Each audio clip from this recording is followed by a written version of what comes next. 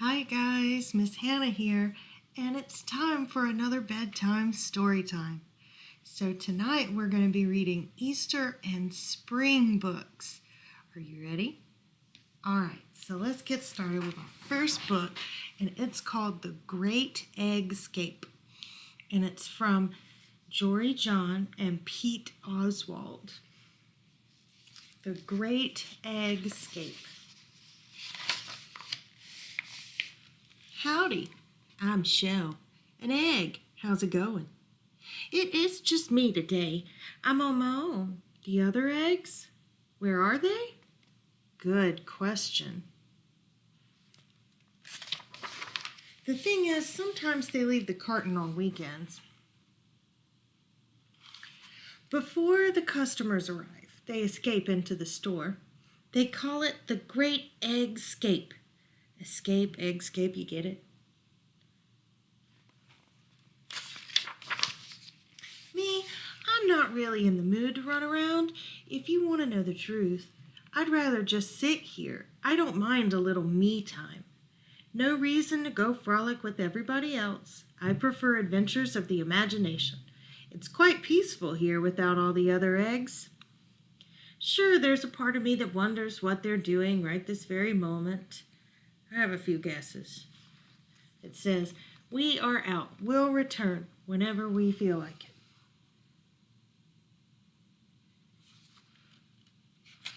Right this very moment. Whee! Yay! Ah! We look amazing. So festive. Let's play a game. Everybody pick a good hiding spot. Great idea. Shell will have to come find us. He won't know where we are. I'm behind a tomato. I'm next to the avocados. I'm blending in with the potatoes. Ha ha ha. What's so funny about that? Being a potato is serious business. That's everybody. That's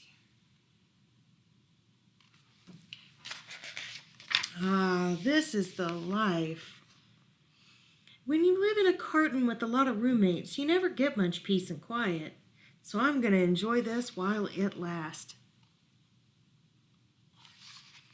Exactly 2 hours, 36 minutes, and 2 seconds later. Nobody's back yet. Where are Clegg and Meg and Peg and Egbert and Greg and Shelby and Shelley and Sheldon and Frank and other Frank? Did I forget anybody? Anyway, they should have been home by now. These great eggscapes are usually over by lunch when everybody gets hungry. I'll just wait a few more minutes. Surely they'll be home quite soon. No reason to stress, no reason to pace, no reason to get all worked up. Bong! Noon? It's noon! Morning is officially over. Okay, now I'm getting nervous. Where are my friends? Are they okay? Should I go look for them? But what if they come home while I'm away? I just don't know what to do. Meanwhile, hee hee hee hee hee hee. Hee hee hee hee hee hee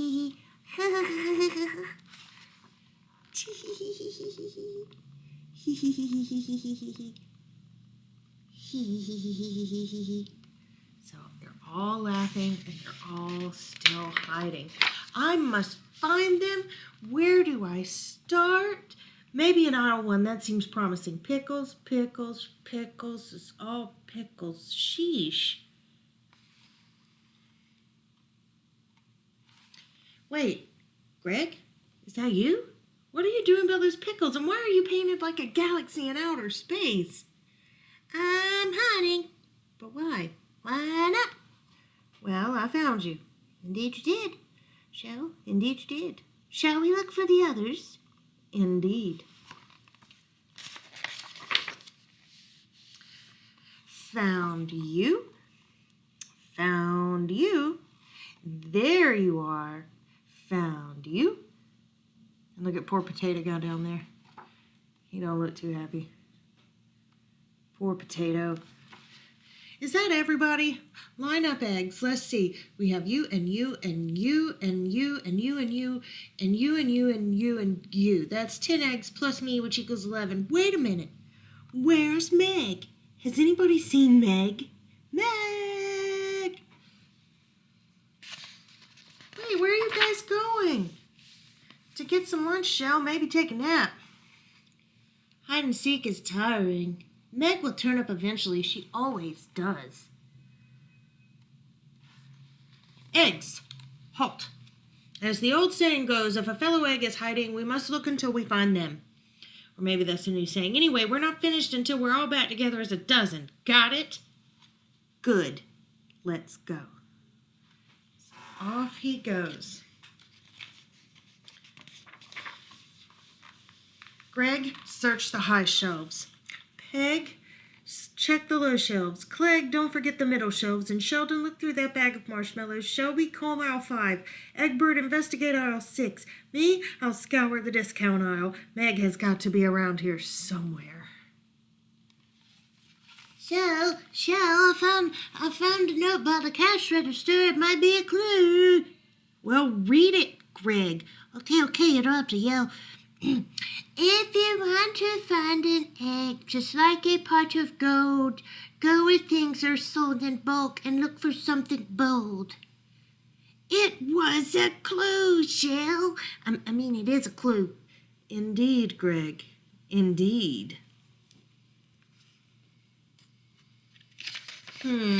Bulk. Bold, bulk, bold, bulk. Wait! I think I've got it. Follow me, eggs, to the bulk bin aisle. Onward! Wow. There are just so many bins. Which one is the right one? How would we know? Shell, remember how the clue said to look for something bold? Or do you think Meg is hiding in there? Of course, Peg. Of course. Eggs, shoulder stack, unite. Knock, knock. We know you're in there, Meg.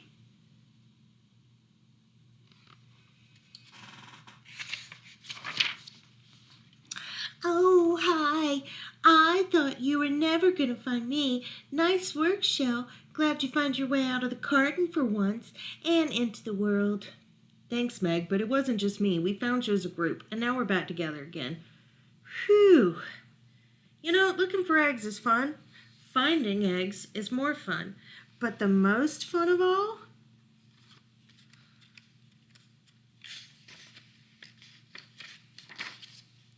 is a chance to frolic with your friends. Say, when's the next great escape? Shall we do this again tomorrow? Indeed we shall. The end of the Great Escape. So now we have our next book for Easter, and that is Bunny's Big Surprise, and it's by Phyllis Limbacher Tildes. I hope I said that right. Bunny's Big Surprise.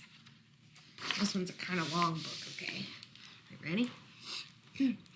One day, Bunny found a big egg at the water's edge.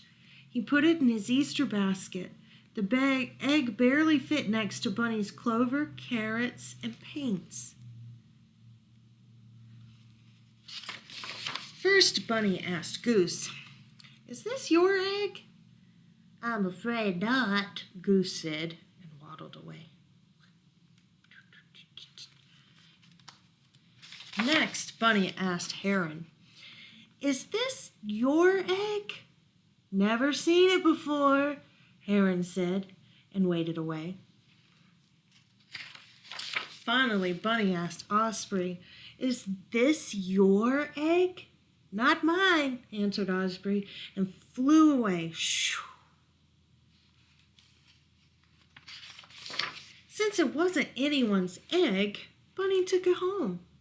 "I'll decorate it for Easter," he he said, and first Bunny painted the egg many colors. Then he put the egg in the sun to dry. All the while, Bunny wondered what could be inside that big egg.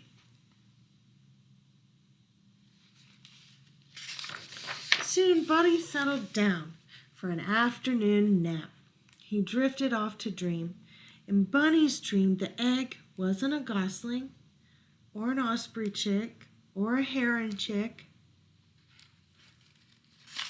In his dream, the egg hatched into 2 little Easter chicks. Peep, peep, peep.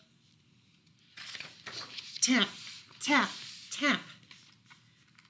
Bunny woke up to tapping sounds. Something inside the big Easter egg was making noise. A tiny crack appeared. The crack got bigger and bigger until... What do you think happened? The egg cracked all the way open. Big yellow eyes and a short smiling snout peeked out at Bunny. The eyes did not look like the eyes of an Easter chick. The snout did not look like the beak of an Easter chick. What do you guys think this is? Very good. It is. It's an alligator, but I don't think Bunny knows it yet. The strange little critter crawled out of his shell and into Bunny's lap.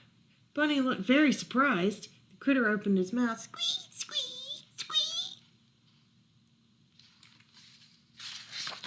You must be hungry, said Bunny. Bunny picked some fresh clover, but the little critter would not eat. Bunny offered it a carrot, but it still would not eat. What do you think alligators eat? Definitely not carrots or clover. Bunny put the little critter in his Easter basket. He hopped back to where he had found the egg.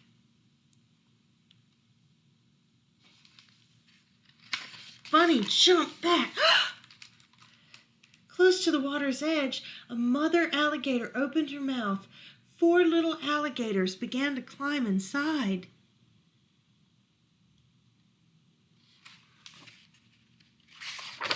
And Bunny's little critter jumped out of the basket.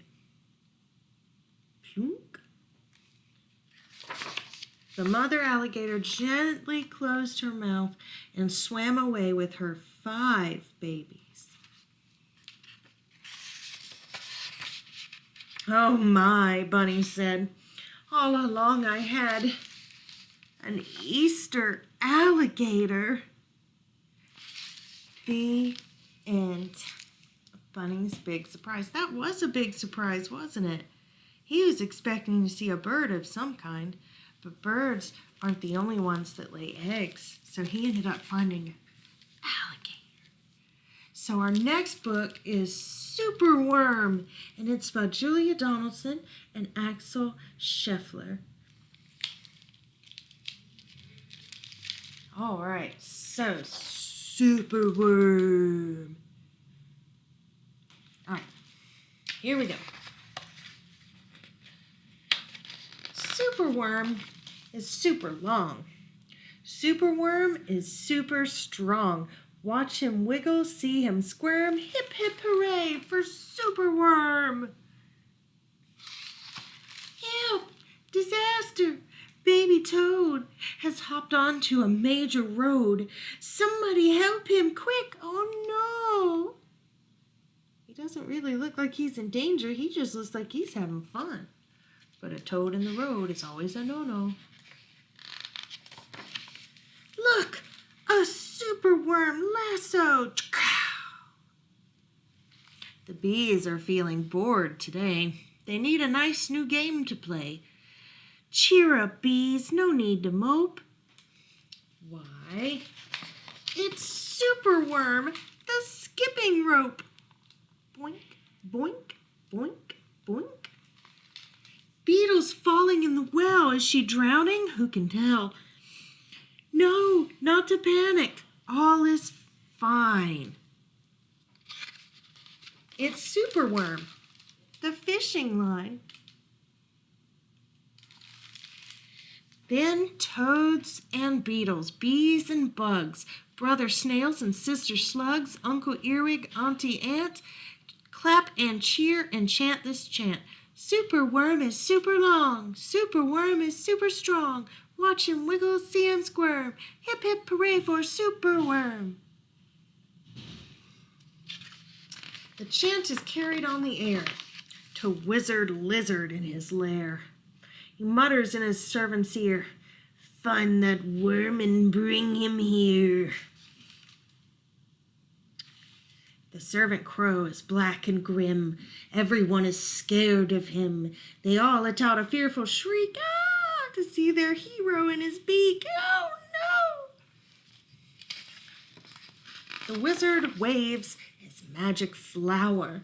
"Now, Superworm, you're in my power, and you must tunnel, writhe, and coil to find me treasure in the soil." Superworm is very cross to have a lizard as his boss, but when he tries to slink away, the wizard's magic makes him stay. For days he tunnels, twists, and winds, but all the treasure that he finds is 2 small buttons, half a cork, a toffee, and a plastic fork. The lizard flicks an angry tail. "Have one last try, and if you fail to find that treasure down below, I'll feed you to my hungry crow." The crow is flapping through the night. Everyone looks up in fright. They see him perch upon an oak and listen to his dreadful croak. "Superworm is good to eat. Superworm's a special treat. It'll be juicy, fat, and firm. Hip hip hooray for Superworm." Action quickly at the double. Superworm's in frightful trouble. We must help him if we can. We must hatch a cunning plan.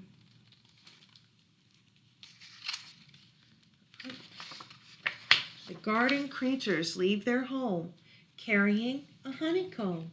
They jump and fly and crawl and creep to find the lizard fast asleep. They chew the petals off his flower to rob him of his magic power. The caterpillars fetch some leaves while busily the spider weaves. The web is strong. The web is tough. The web is plenty big enough. Oh my. The wizard wakes. "This isn't funny. I'm wrapped in leaves and stuck with honey."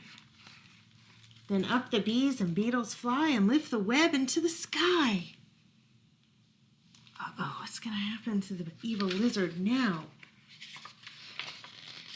This is the place. And bang, crash, thump.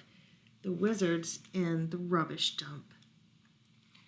And now, from somewhere underground, there comes a distant rumbling sound. The earth begins to heave, and then Superworm is back again. Dur, dur, dur, dur. Superworm, the swing, the slide, the hula hoop, the fairground ride. Superworm, the belt, the hat, the crane, the train, the acrobat.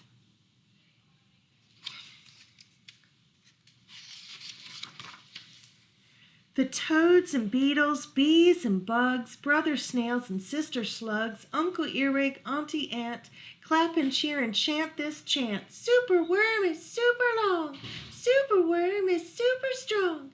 Watch him wiggle, see him squirm. Hip hip hooray for Superworm! Yay! The end of Superworm. And so now our very last book, before it's time to lie down and get some good rest, is Peep and Egg by Laura Gell, and the pictures are by Joyce Wen. Peep and Egg. And he says, "I'm not hatching." So let's read about Peep and Egg.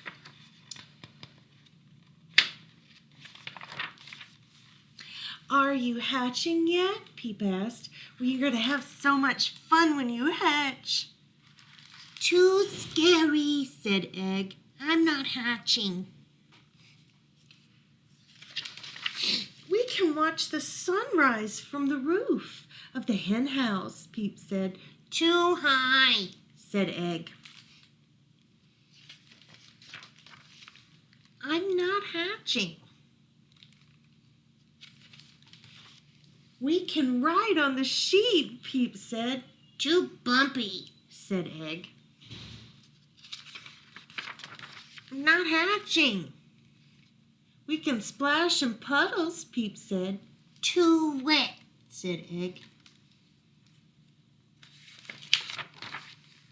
I'm not hatching.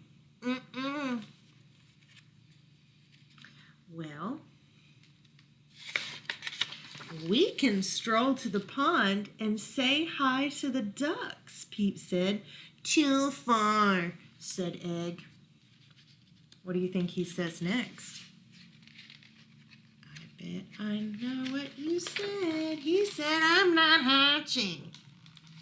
If we get tired, we can take a nap in the tall grass, Peep said. Too buggy, said Egg. And he says, I'm not hatching. Moo, moo, bah, oink, oink, oink. We can play hide and seek in the yard, Peep said. Too loud, said Egg. What else? I'm not hatching. And at night, we can sit on the tractor and count the stars, Peep said. Too dark, said Egg. I'm not hatching. I know you're hungry, Peep said. Come on out and we'll have a blueberry muffin picnic. Who doesn't love a blueberry muffin picnic? I bet that would be delicious. Don't you think so?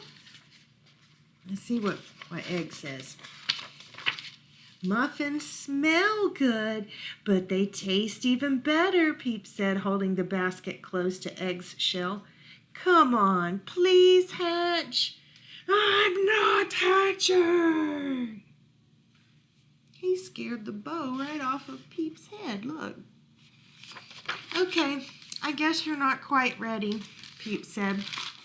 See you later. Hey, Peep, called Egg. Don't go, it's time for my story. Crack, crack, crack, crack. Peep, wait for me. I'm glad I hatched, Egg said. Me too, said Peep. We're going to have so much fun together. And what are they doing? They're eating delicious blueberry muffins together. And they did have their blueberry picnic. And that, my friends, is the end of Peep and Egg. I'm not hatching. So, guys, I hope you had a good time listening to my stories. And I look forward to seeing you next time. So next time over here on my shelf, which I know you can't see, but I have some books for a wonderfully sweet Mother's Day story time. So I hope you guys come back soon. Ask your parents to follow me on Facebook so that we can see each other again soon. And I want you guys to brush your teeth, put on your softest and coziest PJs and snuggle up tight and have some sweet dreams. And have a happy Easter, guys. Bye. See you soon. Good night.